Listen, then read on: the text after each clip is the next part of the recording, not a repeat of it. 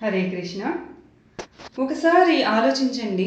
అవకాశాలు కళ్ళ ముందు కనిపిస్తున్నా మనం ఎందుకు ఆలస్యం చేస్తాం? జ్ఞానం చేతికి అందుతున్నా ఎందుకు నిర్లక్ష్యం చేస్తాం? ఆఖరికి దేవుని పిలుపు వినిపిస్తున్నా స్పందించలేని స్థితిలో ఎందుకు కూరుకుపోయాం? దీనికి కారణం ఒక్కటే.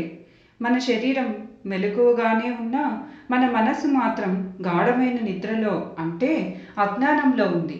సరిగ్గా ఇలాంటి స్థితిని ముందే ఊహించిన ఆండాళ్ళ తల్లి అంటే మన గోదాదేవి వేల సంవత్సరాల క్రితమే తిరుప్పావైలో 7వ పాసురం ద్వారా మనందరినీ తట్టి లేపే ఒక శక్తివంతమైన పిలుపునిచ్చారు. ఇది కేవలం నిద్రపోతున్న ఒక గోపికను లేపడం మాత్రమే కాదు, మనలోని బద్ధకాన్ని తరిమి కొట్టే ఒక అద్భుతమైన మంత్రం. ఆ పాసురాన్ని, దాని వెనుక దాగి ఉన్న రహస్యాన్ని ఇప్పుడు తెలుసుకుందాం. ఈ 7వ పాసురం భావం ఏమిటంటే, ఓ గోపిక, తెల్లారింది. భరద్వాజ పక్షులన్నీ గుంపులుగా చేరి కీచు కీచు అంటూ చేసే శబ్దాలు నీకు వినిపించడం లేదా? సువాసనలు వెదజల్లే జుట్టు కలిగిన తోటి గోపికలు అప్పుడే లేచి పెరుగు చిలుకుతున్నారు. వారు కవ్వం లాగుతున్నప్పుడు వారి చేతులకున్న గాజులు, మెడలోని హారాలు ఒకదానితో ఒకటి ఢీకొని చేసే గలగల శబ్దాలు కూడా నీకు వినిపించడం లేదా? మా అందరిలో నాయకురాలివి నీవే కదా. మేము కేసి అనే రాక్షసుని సంహరించిన ఆ నారాయణ్ణి కీర్తిస్తూ పాడుతున్నా నీవు ఇంకా పనుకునే ఉన్నావా?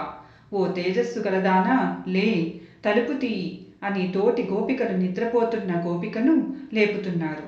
ఈ పాసురంలో పైకి కనిపించే దృశ్యాలకు లోపల ఉన్న ఆధ్యాత్మిక అర్థాలకు చాలా దగ్గర సంబంధం ఉంది.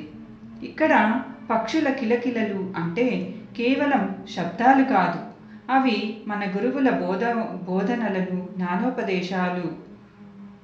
అవి వినిపిస్తున్న మనం పట్టించుకోవడం లేదు. అలాగే గోపికలు పెరుగు చిలకడం అంటే మన మనస్సును మదించడం అని అర్థం. ఎప్పుడైతే మనసును మదించి మంచి చెడులను వేరు చేస్తామో అప్పుడే భక్తి లేదా విజయం అనే వెన్న బయటకు వస్తుంది.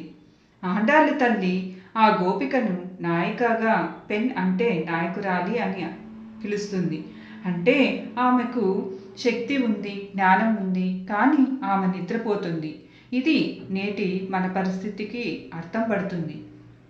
మనకు ఆరోగ్యం కోసం వ్యాయామం చేయాలి తెలుసు, కెరియర్ కోసం చదవాలి అది తెలుసు, కానీ రేపు చేద్దాంలే అని వాయిదా వేస్తాం.